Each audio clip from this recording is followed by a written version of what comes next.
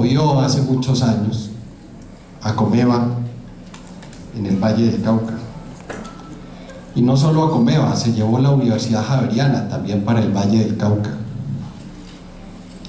Era un idealista, un soñador, y creía en el movimiento cooperativo cuando el movimiento cooperativo en este país era mirado como un movimiento de quinta,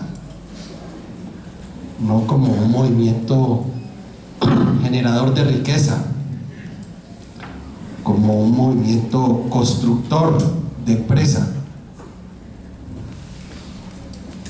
Y por supuesto que el movimiento cooperativo pues ha tenido altibajos, como lo ha tenido cualquier sector empresarial también en el país. En alguna oportunidad habíamos avanzado bastante en el sector financiero y lamentablemente ese sector financiero prácticamente desapareció. Tuve la oportunidad de ser miembro de la junta directiva del banco que recogió pues todas esas quiebras que se habían dado en el sector cooperativo, banco que luego fue comprado por el Banco de Bogotá. Esfuerzo que fue muy triste que se hubiera perdido, pero que por ejemplo en materia aseguradora pues ha tenido un resultado diferente, exitoso. Promoví mucho las cooperativas de trabajo asociado, las de verdad, que luego se convirtieron en un foco de persecución, porque lamentablemente muchas empresas en el país utilizaron la figura de las cooperativas de trabajo asociado para evadir costos laborales y para, al lado de ellas y aprovechando las precooperativas, crear nóminas paralelas mucho más baratas que la que podría representar la nómina formal dentro de las empresas. La figura no ha terminado, se le han puesto todas las talanqueras del mundo, se le han atravesado todos los palos, pero la figura está ahí. Y fíjense que la única figura asociativa que le permite a un trabajador tener participación societaria comunitaria dentro de una organización empresarial solo con su trabajo, y que le permite además crear y construir capital, se logra a través de las cooperativas de trabajo asociado. Porque los socios de las cooperativas son los trabajadores, son socios y dueños y trabajadores dentro de un esfuerzo colectivo y solidario.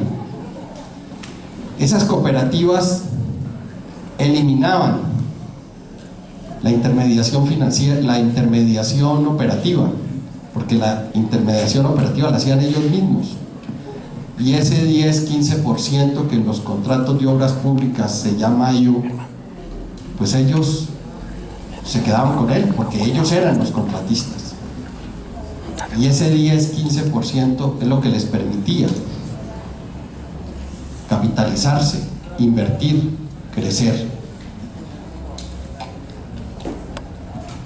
Y esa figura se estigmatizó y lamentablemente está reducida a su mínima expresión. Hay muy pocas cooperativas de trabajo asociado que se pueden mostrar en el país. Y en el Magdalena Medio tuvimos la fortuna, desde el principio, cuando empezamos a promoverlas, de sustentarlas en tres aspectos fundamentales. Uno, el de la educación. otro el de la organización y otro el de la utilidad colectiva y social. Eso permitió que unos campesinos que jamás en su vida habían pensado trabajar en equipo, que jamás se habían asociado, que unos habían sido auxiliadores de los grupos guerrilleros, que otros habían sido auxiliadores de los grupos paramilitares y que otros habían sido ciudadanos de bien, se juntaran e iniciaran un proceso de capacitación y educación, fueran formando capital, fueran invirtiendo y posteriormente fueran adquiriendo activos y después tierra.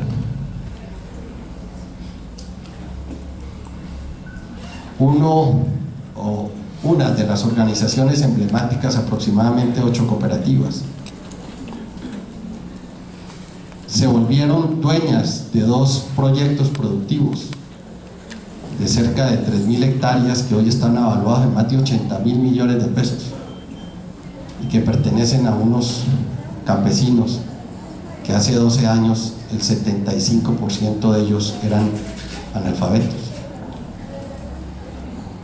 Hoy no solamente no lo son, sino que se capacitaron y son empresarios exitosos. Tienen empresas con capitales fuertes. Otras 2 cooperativas de mujeres que cuando trabajaban no percibían ni siquiera el salario mínimo, que hoy son empresarias, tienen activos productivos, tienen autonomía, son emprendedoras, están generando riqueza para ellas y para la región. Y en ese sentido promovimos más de 20 organizaciones que para ellos, para sus familias y para la región transformaron sus vidas. Hoy, desde el Ministerio de Agricultura, queremos hacer lo mismo. Y queremos hacer lo mismo estimulando a las personas a que se organicen, a que se asocien, a que se capaciten, a que trabajen en equipo. Porque con los estímulos del Estado, una buena organización, una buena visión, se pueden transformar muchas vidas, muchas regiones, el país. Y ahora que estamos caminando hacia la paz, que ojalá la logremos, ojalá la alcancemos, tenemos un país que está esperándonos, que está esperando nuestro esfuerzo, que está esperando nuestro trabajo,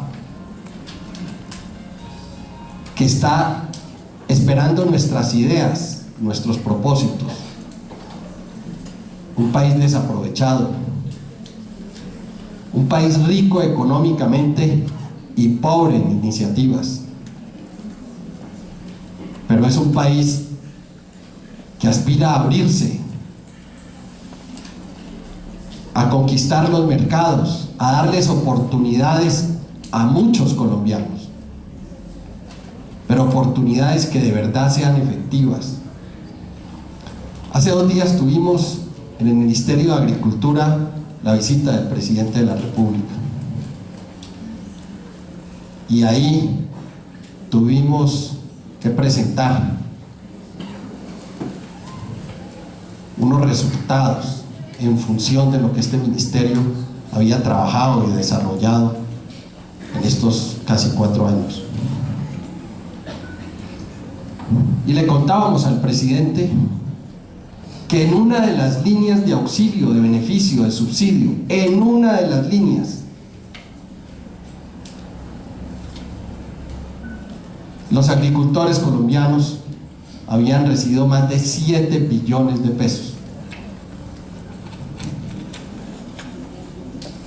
de 7 billones de pesos, más de 7 billones de pesos.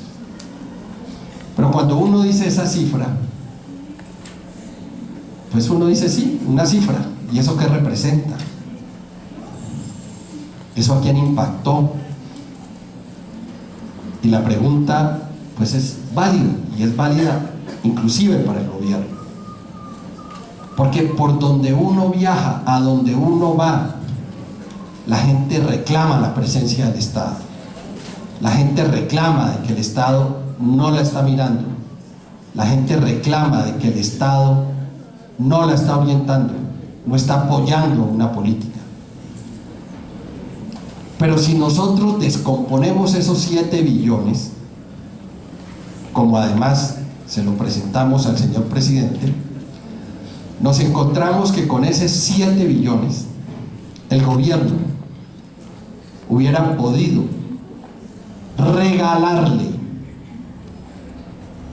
a 150.000 colombianos 15 millones de pesos por hectárea para que sembrara 15 hectáreas,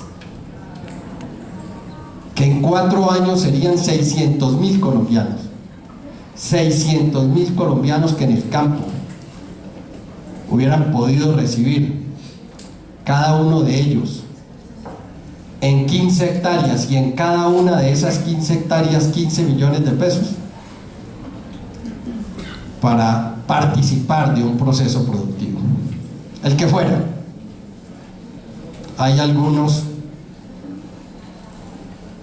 que consumen más de 15 millones y otros que consumen menos de 15 millones, y esa es la media. 600.000 colombianos. Y 600.000 colombianos de 12 millones de campesinos que hay, pues es el 5%. Ahí se genera un impacto importante. Pero la pregunta que hay que hacer es, en función del desarrollo, entregar esa plata así, ¿es a lo que le debemos atestar? ¿O esa plata sí la orientamos en forma adecuada? Seguramente no va a beneficiar a 600.000 colombianos, sino a más de 1.200.000 colombianos. Pero lo debemos hacer de una manera que esos recursos impacten a esos colombianos agricultores. Fíjense que Colombia, en función del Producto Interno Bruto Agropecuario, es el país que más subsidios da al agricultor. Del 100% de lo que el gobierno entrega al agricultor, el 92% se va para subsidios y solo el 8% para bienes públicos. Bienes públicos, asistencia técnica, riegos y drenajes, vías terciarias, conocimiento, información, etcétera, etcétera. Formalización de la tierra. El mensaje que estamos recibiendo cuando vemos que la economía agrícola está creciendo muy lentamente, cuando además somos el país que menos estamos exportando productos agrícolas en América Latina, y cuando además somos el país donde proporcionalmente más pobreza extrema tenemos en el campo, el mensaje que estamos recibiendo es que lo que estamos haciendo lo hemos hecho mal, y que entonces tenemos que cambiar la estructura de apoyos del gobierno, y en vez de tener un 92% en subsidios y 8% en bienes públicos, lo que deberíamos hacer seguramente es tener un 50% en subsidios y un 50% en bienes públicos, y que esos subsidios fueran orientados, dirigidos precisamente a impactar la economía familiar campesina. Y por eso, y por ese razonamiento, llegamos a la economía familiar campesina.